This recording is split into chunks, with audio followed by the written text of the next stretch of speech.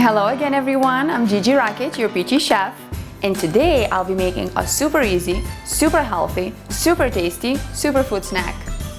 Kale chips. If you buy your kale chips at a grocery store, they're also super expensive, so it's better to make your own. We'll need some kale, olive oil or oil of your choice, salt, and spices of your choice.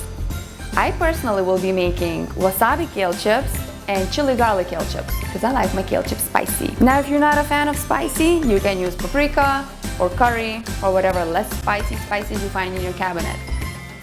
You can experiment. Everybody experiments in the kitchen. That's in college.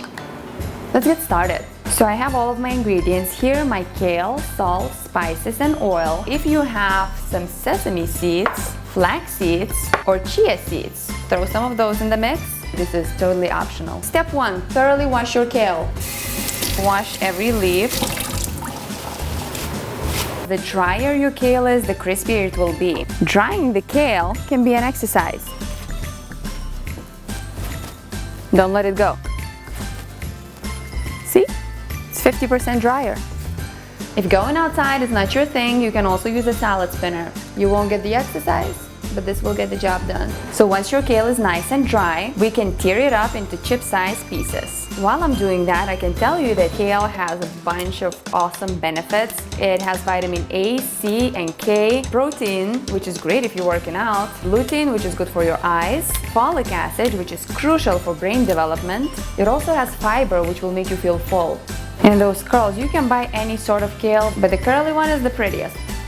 Add 1 tablespoon of oil, mix it with your hands. Don't put too much oil because after baking in the oven they might be soggy. As I said, I'm making 2 different flavors, wasabi and chili garlic, so I'm separating my kale. First, I will salt both of them. Don't over salt it because kale has natural sodium in it.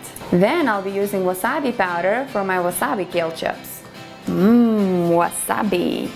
I'm mixing it with my hands, covering all the chips and spices. Garlic and chili powder for my garlic chili chips. Cover every chip and spices. Again, mix it with your hands. They're so different, but they both gonna taste great. Okay, so once you mix your spices in, you can lay the kale on the baking sheets and bake it. Preheat oven to 300 degrees. Now, if you misplaced your baking sheet or you don't own one, you can also use a pizza pan or an oven liner. Put some parchment paper on it. One flavor on one oven liner and the other one on the other. If you're in a hurry, you can just throw them together and spread them around, put them in the oven.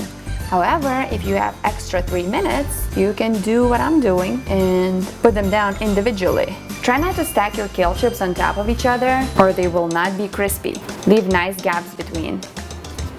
Looks beautiful. Now would be the time to put any additions that you want. So I'm just gonna add some sesame seeds on my wasabi kale chips. I'm cooking them on 300 degrees for 12 to 20 minutes. If you have time, cook them on 200 degrees for 45 to 60 minutes. Do not overcook them. It will retain the green color and will not be bitter. So after 12 minutes, we will rotate the pans, the bottom one to the top, top to the bottom.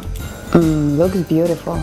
12 minutes later, I'm gonna check if my kale is ready. It looks like our kale chips are done. I'm gonna take them out. Oh my god, how great do these chips look. And I'm separating my wasabi kale chips from garlic chili kale chips. Kale is the best.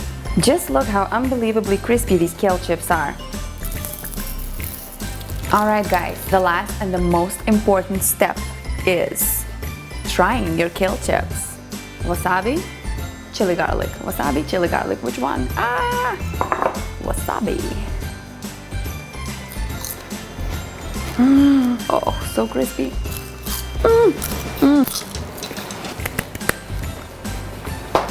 Heaven.